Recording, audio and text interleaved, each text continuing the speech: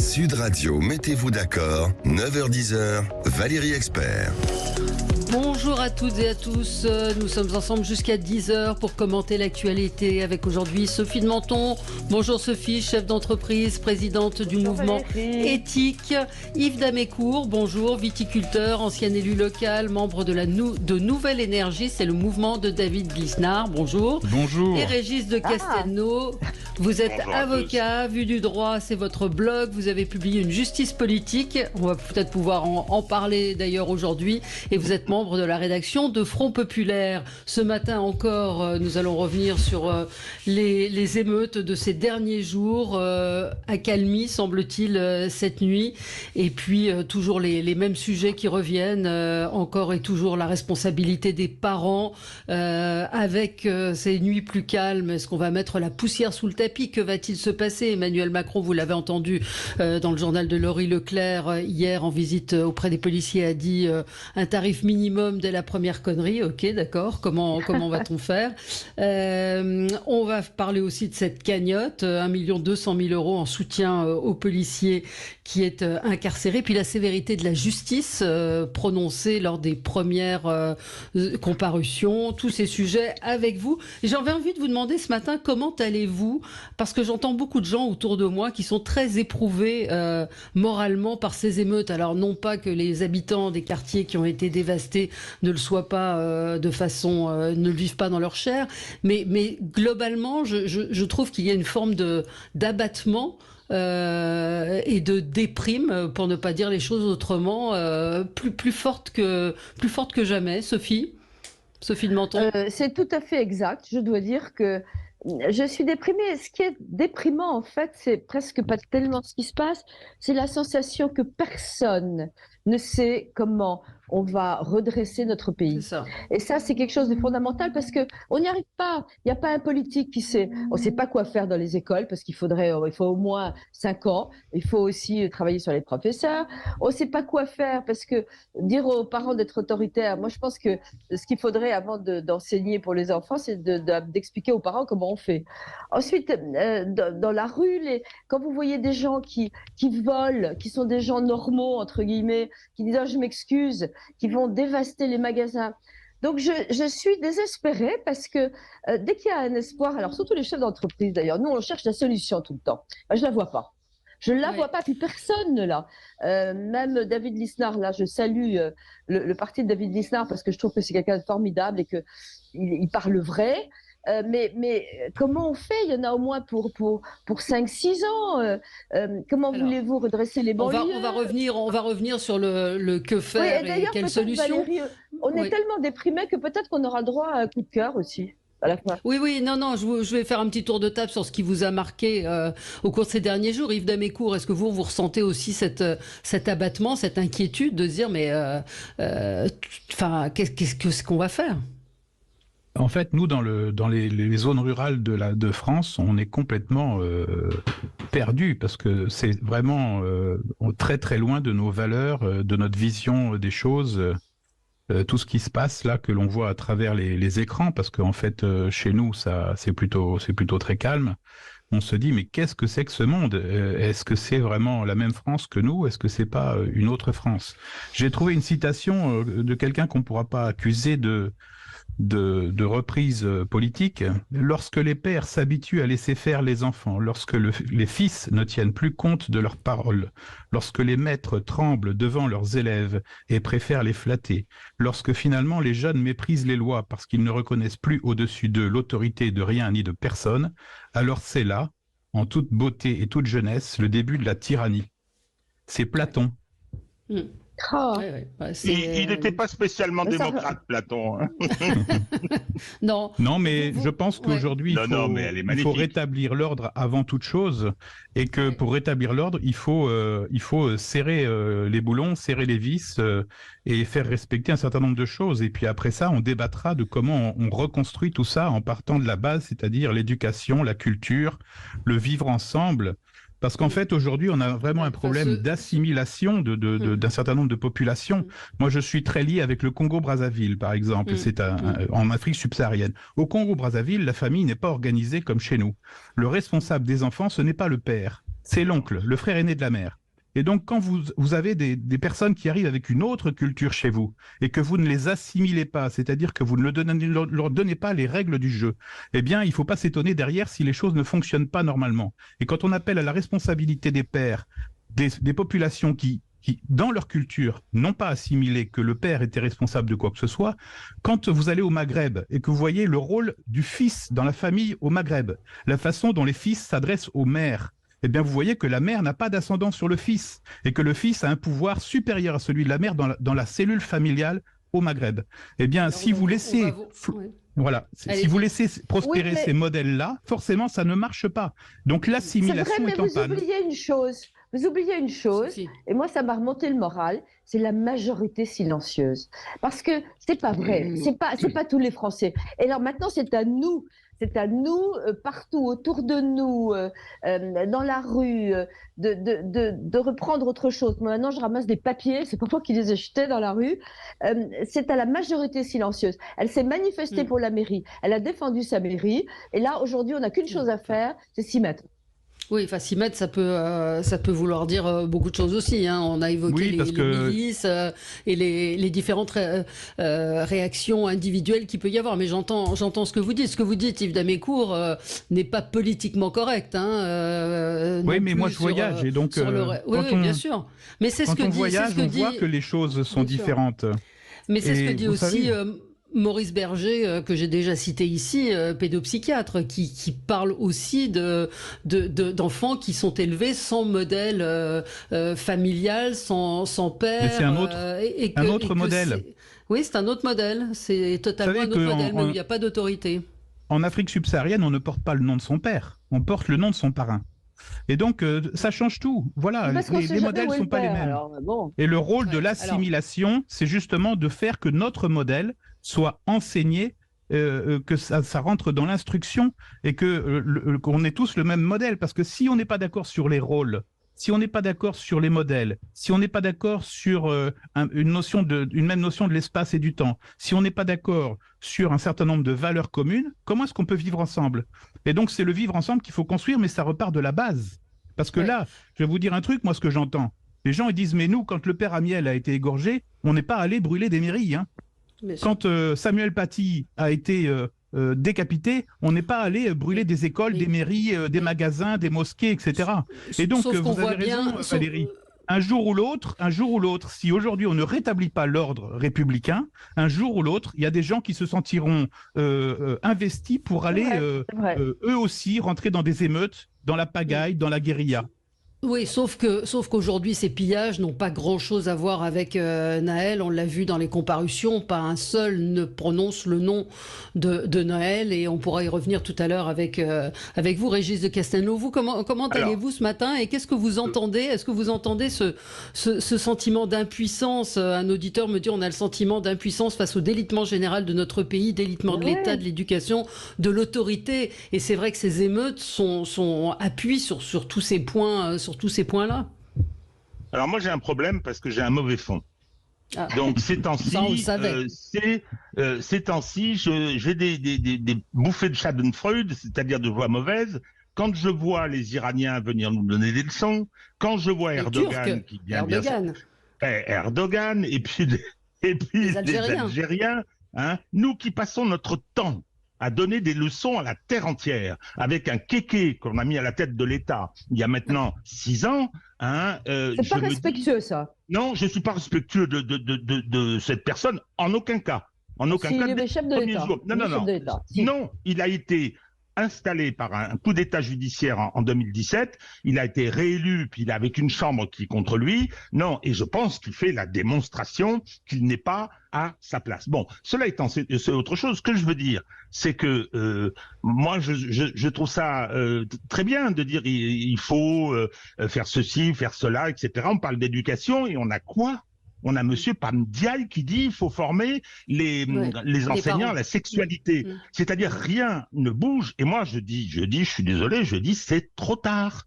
Depuis 40 ans, on a fait toutes les bêtises possibles et imaginables, en commençant par le traitement de l'immigration, ce qui est de la folie pure. Hein. Moi, je veux dire, et aujourd'hui, on touche les dividendes de 40 ans de politique. En 2005, on devait se redresser aussi. Il y a eu toutes ces émeutes, etc.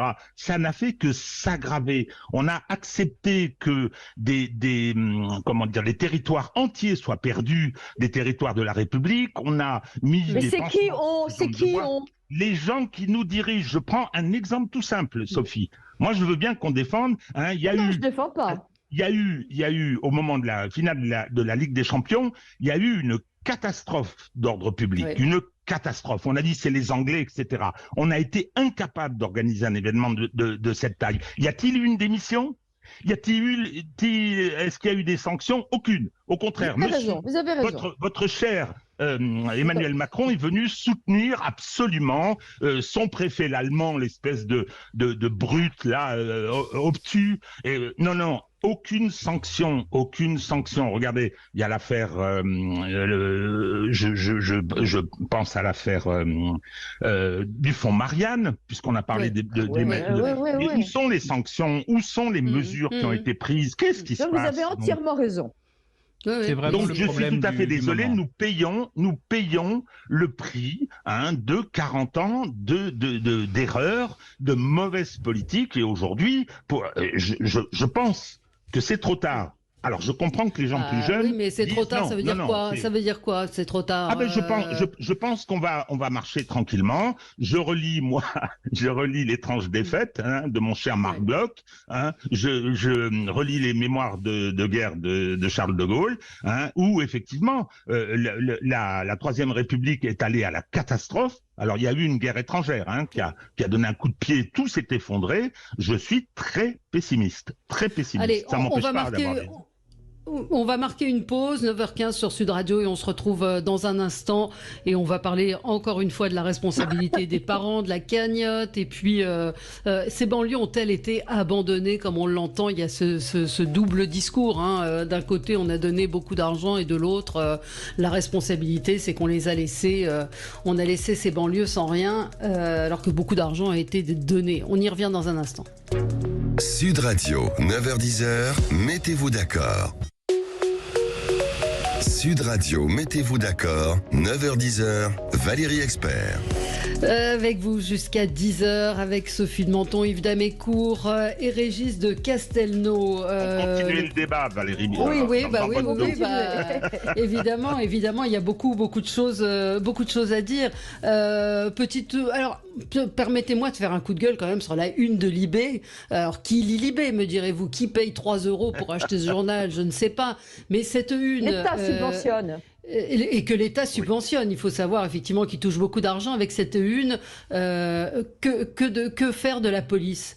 Qui est quand même une provocation, je trouve, en ce moment. Que c'est assez malvenu. En plus, c'est truffé de conneries, pardon. J'ai lu les articles divers et variés. C'est-à-dire qu'il n'y a aucune interrogation sur la bande-son. Il y a quand même des questions sur ce qu'ont dit les policiers. Et puis, deuxième chose, et là, c'est l'avocat auquel je m'adresse, c'est sur cette cagnotte où ils disent, oui, on a refusé la cagnotte de Christophe de Tinger qui avait frappé un policier. Elle a été annulée alors que celle-là ne l'est pas. Sauf que juridiquement, il y a une raison. Elle avait été annulée parce que c'était pour soutenir, pour l'aider dans sa défense. Et ça, c'est strictement interdit. C'est la grosse différence entre les deux cagnottes. Non, Valérie. Non, vous n'êtes pas d'accord. Parce que j'ai entendu Gilles William Goldnadel dire ça hier soir, donc je répète. Non, c'est faux. C'est faux. La cagnotte a été bloquée par Litchi à l'époque. Après, il y a eu des procédures. La justice a financé, etc. Donc, le problème... attendez, on est dans un état de droit, je crois savoir. Oui. Il faut qu'il y ait un débat contradictoire et il faut que les gens poursuivis soient défendus. Sinon on arrête. C'est l'arbitraire. Donc, légalement, attendez, le financement de la défense, c'est pas un privilège d'avoir une défense.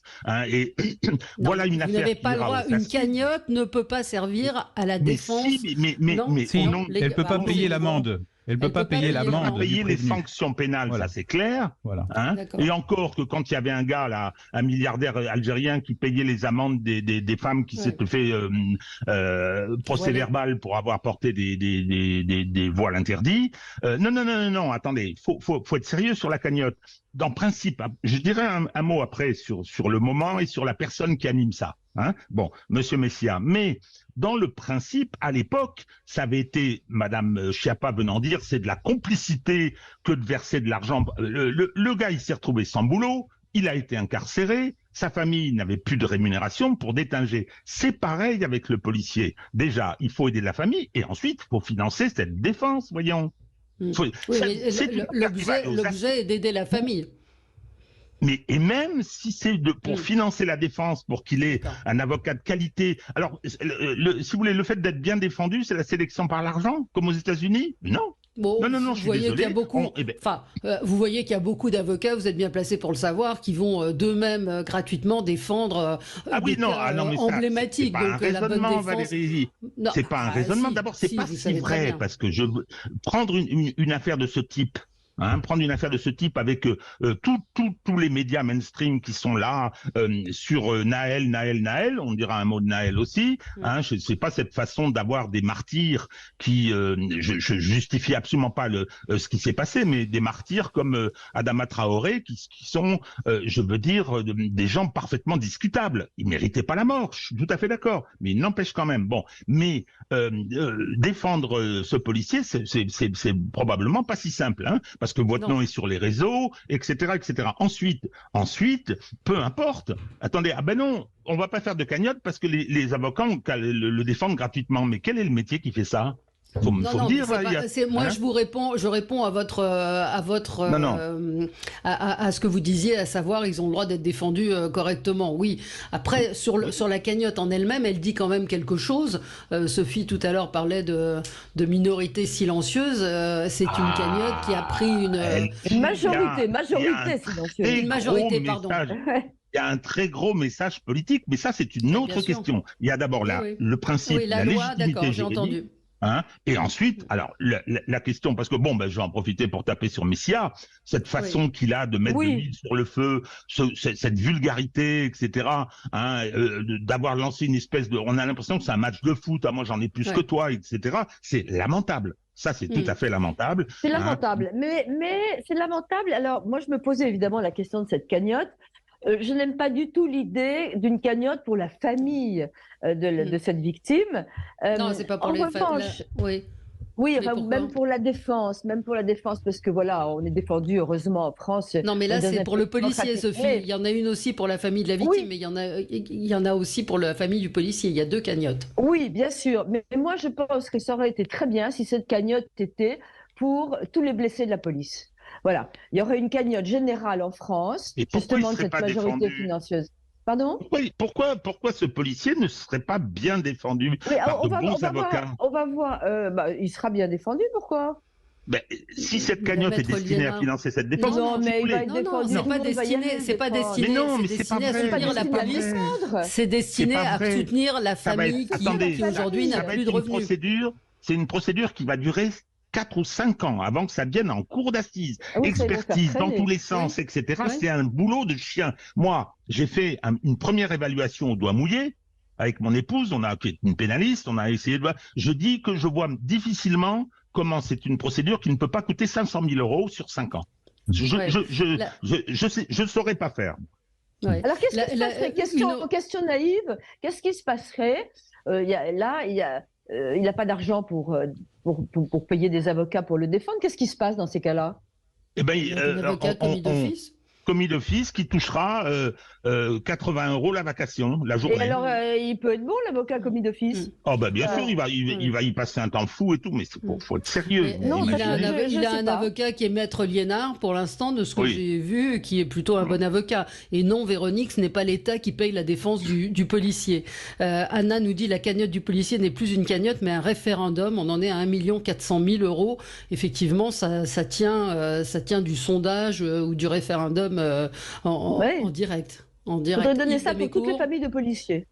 Oui, Yves Damécourt. C'est autre chose, ça c'est autre chose, ça c'est autre chose. Là, je rappelle quand même que la famille du policier, moi j'ai pas d'avis maintenant, si vous voulez, maintenant que la justice s'est emparée de cette affaire, ce qu'elle devait faire d'ailleurs, hein, moi je suis dans un rapport un peu technique avec ce qui est en train de se produire. Bon, j'attends de voir, présomption d'innocence bien sûr, hein, mais j'attends de voir les différentes enquêtes, les différentes informations. Mais d'ici là, pardon, il faut que cette phase-là soit traitée, hein, et le financement de tout ça, et c'est la noblesse d'une société qui assure justement de part et d'autre la défense, le respect du débat contradictoire. Il est absolument impératif de poursuivre dans cette direction. Or, qu'est-ce qu'on voit dans les réactions des uns et des autres, hein, de part et d'autre d'ailleurs, hein, mais surtout du côté là de la NUP,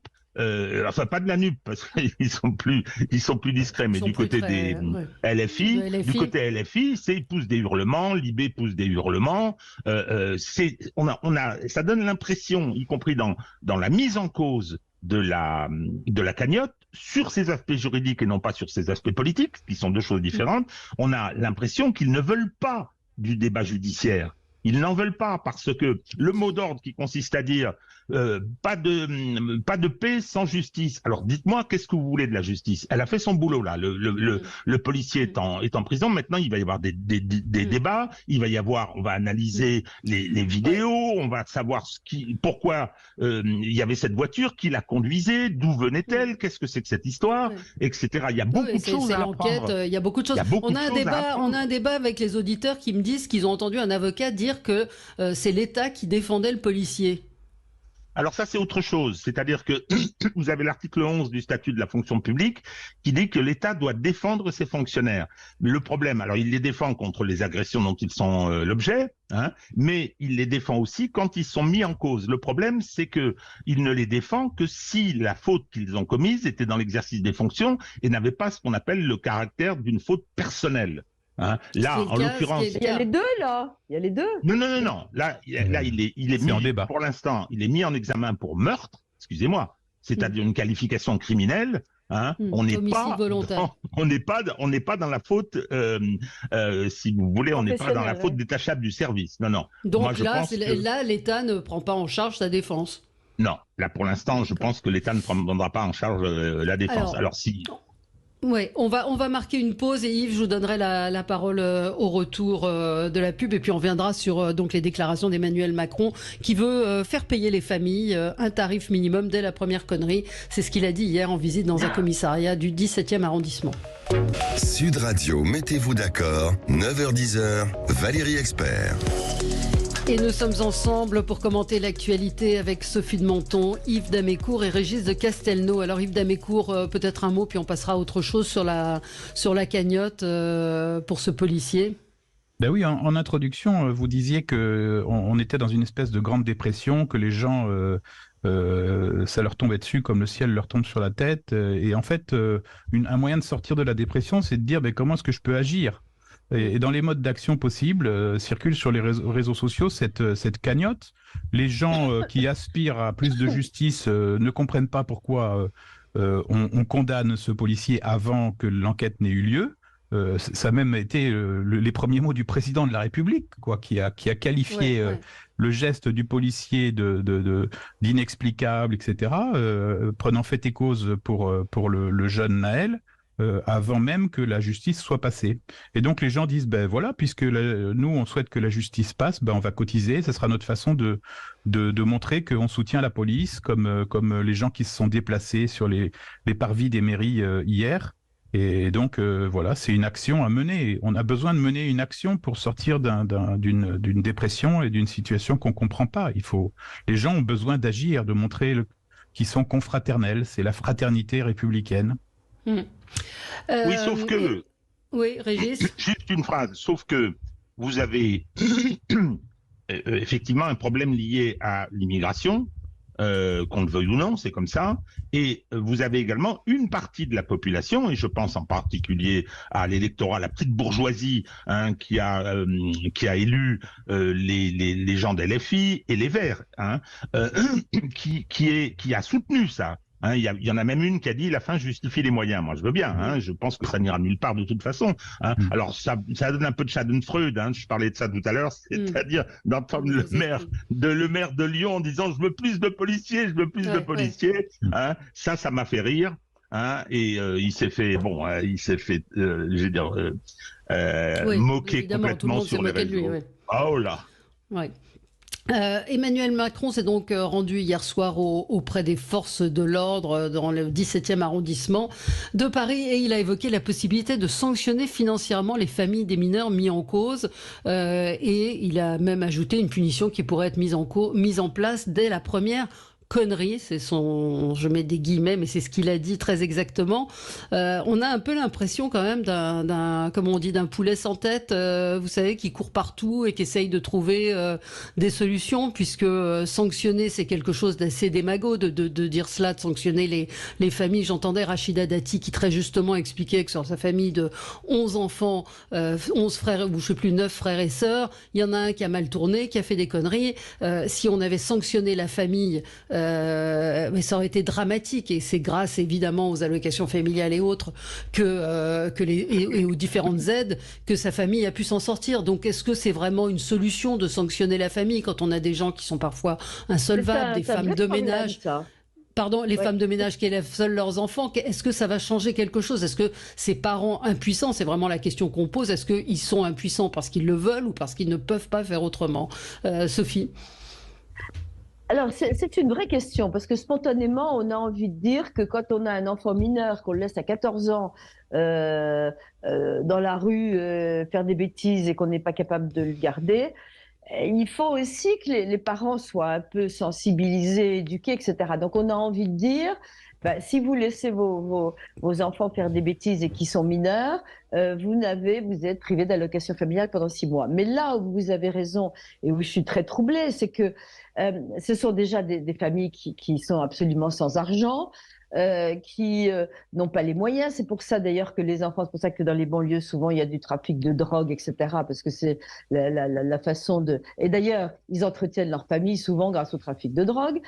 Donc, si vous voulez, c'est une solution. On peut pas généraliser non plus. Mais... Non. Je dis souvent, parfois. Bon, mais on sait quand même que si on voulait arrêter la guérilla dans les banlieues, il va falloir, m'a-t-on dit à la gendarmerie, négocier avec les trafiquants de drogue. Mais c'est vraisemblablement ce qui a été fait. Moi, je serais curieuse de savoir. Effectivement, s'il y a eu des négociations avec les dealers en leur assurant une certaine forme de tranquillité en échange d'un retour au calme. C'est envisageable, mais je pense que, à mon avis, ils n'ont pas eu le temps. C'était trop chaud. Aller les chercher, puis les flics. Enfin, je pense que c'était une hypothèse, mais ça me paraît curieux là. Alors donc, cette fausse bonne idée d'une sanction. Alors maintenant, menacer, c'est déjà ça, parce que, je veux dire, c'est quand même à 14 ans, on ne laisse pas sortir un enfant comme ça dans la rue et faire des émeutes. Mais je suis très embêtée. Je ne pense pas que ce soit une bonne idée. C'est une fausse bonne idée. Ouais. Alors, Stéphane, notre auditeur fidèle, dit « Mais bon sang, d'un côté, on dit aux parents traverse la rue pour aller bosser, et de l'autre, on leur dit garde et surveille tes gosses. Il y a un moment, il va falloir mettre de l'autre votre cerveau. » Enfin, Stéphane, je vous rappelle qu'il y a beaucoup de parents qui bossent et qui élèvent leurs enfants aussi. C'est pas parce que vous avez des gosses que vous devez rester à la maison. Il y a un problème quand même globalement d'autorité parentale qu'évoquait Yves Damécourt en début d'émission, de famille débordée. Il y avait un reportage l'autre jour sur TF1 avec une femme, on envoyait mère au foyer. Elle avait 6 enfants qui devaient avoir entre 1 an et 7 ans. Le père était vigile. Je ne sais pas comment elle va élever ses enfants avec un seul salaire. Bon, alors il y a des allocations familiales, mais il y a un moment aussi où les fratries nombreuses comme ça sont difficiles à gérer. C'est un sujet qu'on évoque assez peu, mais qui est réel. Yves Damécourt. Moi, je pense que, d'une manière générale, toutes les réflexions à chaud, comme ça, après un événement, sont mauvaises conseillères. Donc, Le président de la République cherche à faire des annonces. C'est le concours Lépine de de la mesure qui et de la démagogie. Un peu de la démagogie. Qui va plaire à ces électeurs de droite qui sont en train de fuir chez Marine Le Pen. Alors que en fait, le Parlement travaille sur ces questions-là depuis longtemps. Il y a des propositions de loi qui ont été déposées, notamment, vous savez, quand un jeune avait tiré un sac à une grand-mère à Cannes, etc. Il y a des propositions de loi qui ont été déposées par Alexandra Martin, qui est la députée de Cannes, avec David Lisnard. Il y a des propositions de loi qui ont été déposées par des parlementaires et qui ont été refusées par l'actuelle majorité. Et puis là, maintenant, on va picorer dans ce qui avait été proposé pour essayer, dans l'urgence, de dire, ben voilà, on agit. Abraham Maslow disait, à n'avoir comme outil qu'un marteau, on finit par voir tous les problèmes comme des clous.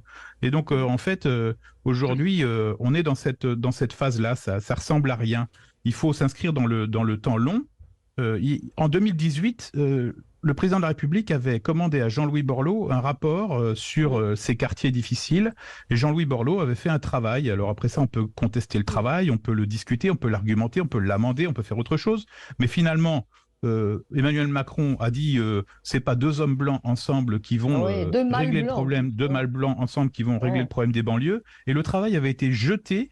Et rien n'avait été fait. Et donc, en fait, la problématique, on la connaît, elle est décrite depuis longtemps, mais en fait, la réalité, c'est qu'il y a une inaction crasse sur ces sujets-là, que rien n'est fait, que la responsabilité a été diluée, qu'on a inventé dans notre pays des concepts hallucinants comme le principe de précaution ou le fait d'être responsable mais pas coupable. Les problèmes se succèdent, personne ne démissionne, ni dans l'administration, ni au gouvernement. Personne ne se sent responsable de la situation. Et résultat, les Français, ils en ont ras-le-bol. Et donc, aujourd'hui, ils cotisent sur une cagnotte pour dire nous, on soutient la police. Voilà ce qu'ils disent. Alors moi, je voudrais rappeler quand même sur la question des enfants. Alors d'abord, ce problème lié à l'immigration, et Yves nous l'a rappelé tout à l'heure, il y a des populations qui arrivent avec une autre culture. Moi, ce qui me surprend, c'est que dans cette culture, je l'ai un peu connue, je suis né au Maroc, donc on est resté là-bas assez longtemps, et donc l'éducation des enfants était plutôt sévère. Il y avait et en Afrique, c'est pareil. Et donc là, il y a un phénomène d'acculturation. Les parents n'ont plus prise sur des enfants de 14, 15, 16 ans. D'abord, ceux qui travaillent ont des horaires, ont des modes de vie qui rendent pas tellement possible une surveillance approfondie. Il y en a qui le font. Bon, je rappelle quand même, parce que on a notre cher préfet de Montpellier qui vient de dire oui, il suffit une paire de claques et au lit, que l'Assemblée nationale a voté un texte interdisant la fessée. C'est bien, c'est intelligent. D'ailleurs, Aymeric Caron a tout de suite réagi. Oui. Oui, parce que lui... Ça, c'est un vrai sujet. Déjà qu'il lutte contre le fait qu'on écrase les moustiques. Donc, non mais c'est les imbéciles, non mais c'est pas possible. Parce que je pense que Hugues Moutou était en colère, c'est le préfet effectivement, vous l'avez dit hier, qui s'est exprimé sur le sujet. On a deux auditeurs qui réagissent. Gilles nous dit, perso, on m'a élevé avec des claques et des fessées, croyez-moi, je les ai mérités, ça m'a permis de rester sur le droit chemin. Je pense que c'était une façon imagée de dire, on les prend par les oreilles, ils rentrent à la maison et... mais je suis pas contre, je suis pas contre. Moi, des enfants, j'en ai vu 5, je les ai élevés. Aucun n'est allé, ni mes petits-enfants n'est allé piller. Bon.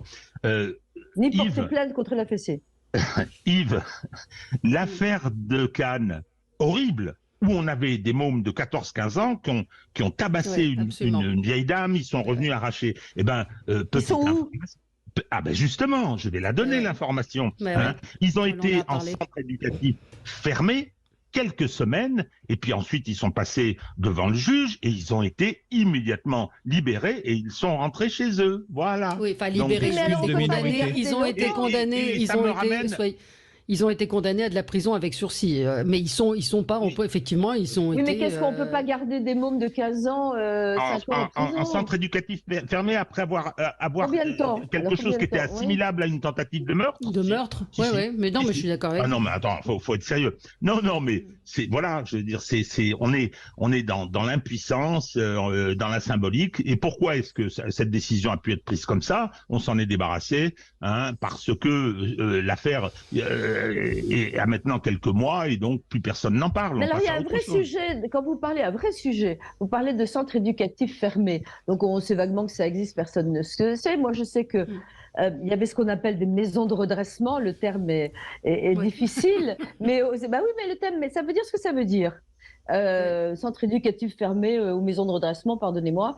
Mais aux États-Unis, il y a des véritables camps. Moi, je pense qu'aujourd'hui, on ouvrirait le mot camp, ça ne va pas non plus, de toute façon, rien ne va, mais des centres. Où vraiment on les mettrait longtemps avec tout simplement d'ailleurs une certaine liberté du plein air, du sport, etc., mais avec une éducation enfin pas un peu punitive et en tout cas très, très solide. Je pense que c'est la seule chose à faire, mais il faut en mettre en place immédiatement. On n'a rien. On arrêtait, les policiers disaient qu'on arrêtait pendant les émeutes des jeunes et même des plus âgés. Ils venaient au commissariat, on leur disait, bon, laissez vos coordonnées, on vous rappellera. Ils n'avaient même pas un endroit en cellule où les mettre. Donc on a un problème majeur, on n'a pas de prison, elles sont insalubres et ça c'est honteux. On n'a rien et on le dit depuis des années, on construit rien, confiez-le au privé qui vous construira des prisons à toute allure et sur un cahier des charges. On ne met pas les moyens. En tant que chef d'entreprise, moi je suis stupéfaite de l'inefficacité et de la paralysie absolue. Il faut faire, il faut agir immédiatement. Demain matin, il faut décider. Alors qui décide de faire des centres éducatifs? Qui? Alors, on va y revenir dans un instant. Petite pause sur Sud Radio. Sud Radio, mettez-vous d'accord, 9h-10h, Valérie Expert.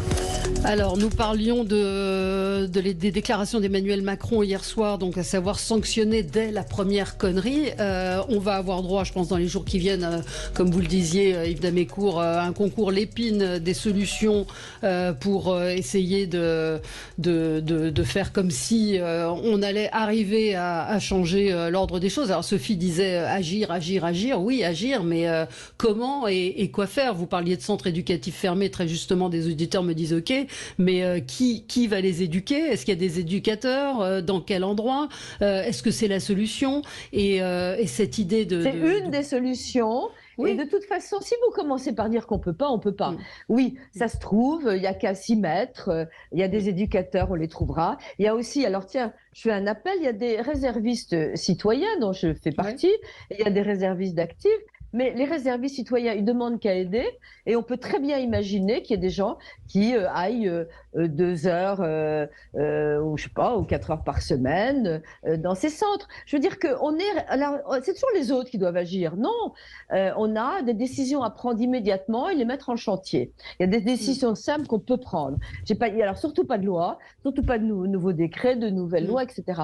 Il faut montrer aux gens. Je pense que pour retrouver une unité de la nation, il faut montrer aux gens qu'on décide quelque chose de concret immédiatement et qu'on le met en place et qu'on donne des nouvelles dans le processus. On peut pas dire on attend 6 ans le résultat du procès, c'est pas possible. Regardez, quand les gens font une cagnotte pour aider la police, ça part et on le fait. Il y a, je sais pas moi, il y a beaucoup de solutions. Demandez aux chefs d'entreprise.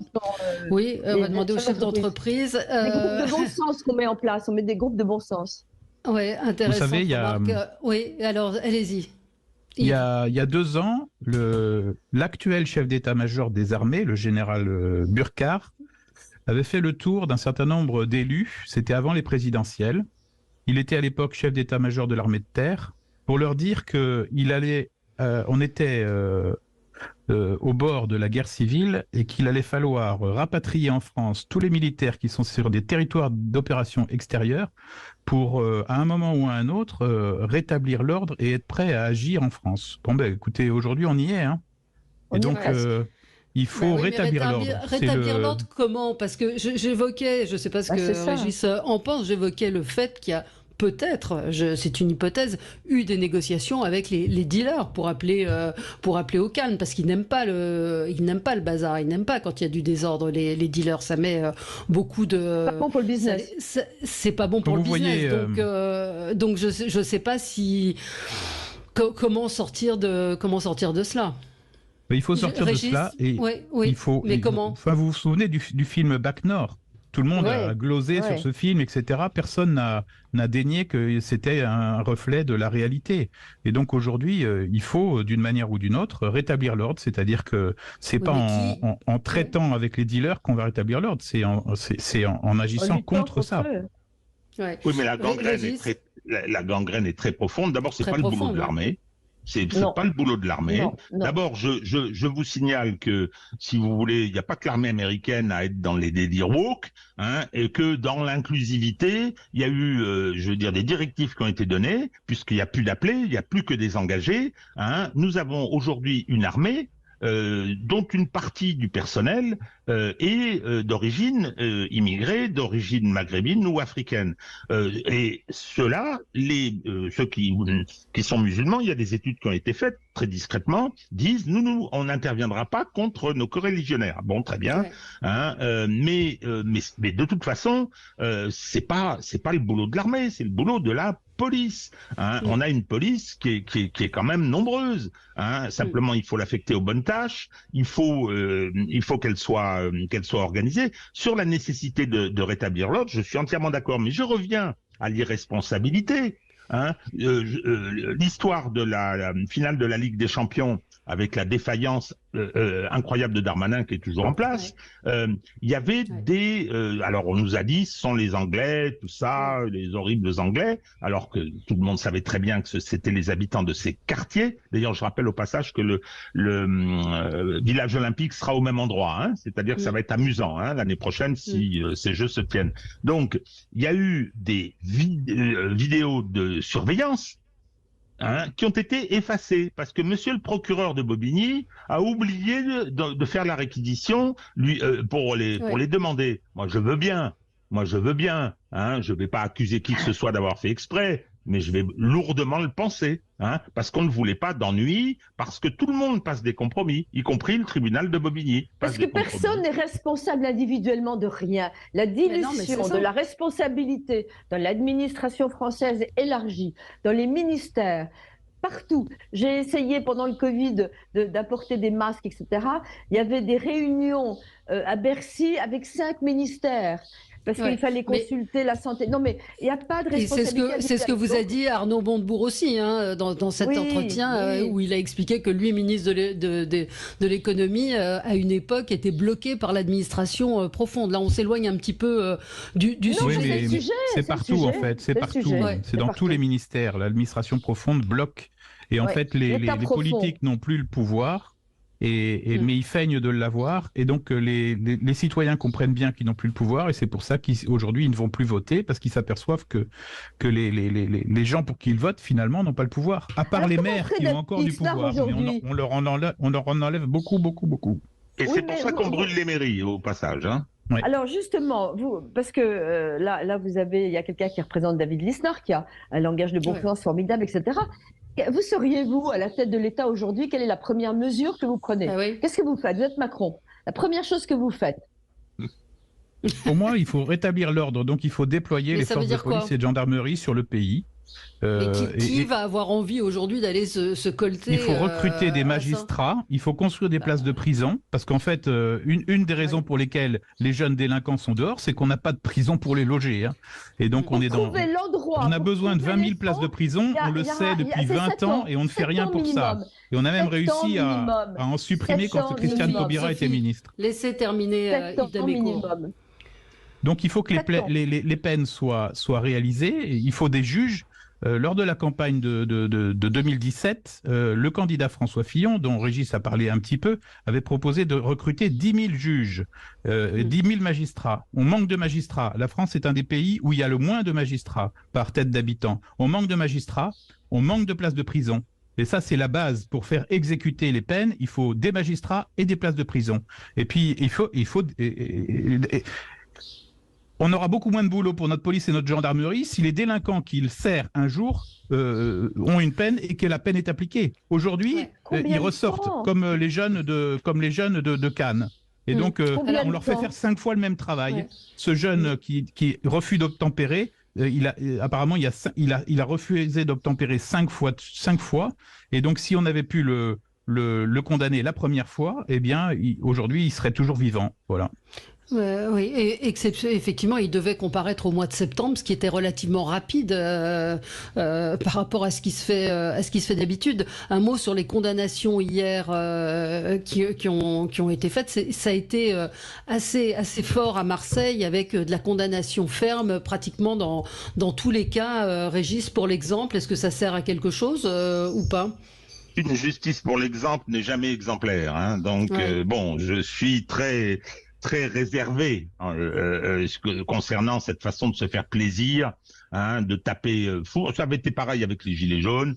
Hein, donc, je ne suis pas très favorable à ça. En revanche, oui, c'est qu'on réfléchisse bien à la mise en place aujourd'hui, dans cette idée de rétablissement de l'ordre, d'une justice pénale pour tout ce qui concerne cette délinquance du quotidien, cette désocialisation d'un certain nombre de gens. Et là, j'ajoute, mon pauvre Yves, que c'est pas seulement le manque de moyens qui est criant, je suis tout à fait d'accord, hein, sur l'embauche des magistrats, etc., mais également un problème idéologique. Lisez les communiqués du syndicat de la magistrature. Oh là là. Hein. Donc, c'est-à-dire que nous avons, et moi je les connais bien, ça fait 50 ans que je les pratique, alors ils ont beaucoup évolué. Hein.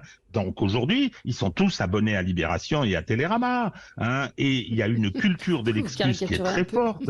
Hein. Oui. Donc, enfin, alors, ça se combine avec le manque de moyens. Hein. Oui, mais là, c'est un paradoxe ce que vous dites. C'est-à-dire qu'hier, ils ont condamné extrêmement lourdement, donc on n'est pas dans la clémence que vous décrivez. Il n'y a pas d'excuse, il n'y a pas de... Non, mais non, je parle de ceux qui ont comparu. Alors hier, il y avait un tweet absolument hallucinant d'un avocat, Rafik Chekhat, hier, qui décrivait les gens qui comparaissaient. Il n'y en avait aucun qui était coupable, selon lui. Hein. Un mec qui avait ramassé par hasard des pantalons par terre, etc., etc. Mais et effectivement, ils ont eu de la prison ferme. Un homme, 29 ans, accusé de vol de 2 t-shirts, a été condamné à... Attendez, j'essaye de retrouver. Il y avait des gens sous OQTF aussi qui ont été condamnés hier. Donc voilà, ça a été assez ferme hier. Hein. 8 mois avec sursis, 6 mois ferme pour recel avec interdiction de territoire. Est-ce que cela va être exécuté ? On a des gens sous OQTF. Premièrement. Et ensuite, c'est l'exécution des peines qui est en question aussi. Et ensuite, c'est spectaculaire, mais moi je veux bien, après la routine va revenir. Hein, rappelez-vous, il y a 15 jours, Valérie, je racontais mes 2 histoires où il y avait eu un cambriolage. 2 jours de suite, ils étaient revenus. Ils avaient été arrêtés, les propriétaires sont arrivés, maison dévastée, etc.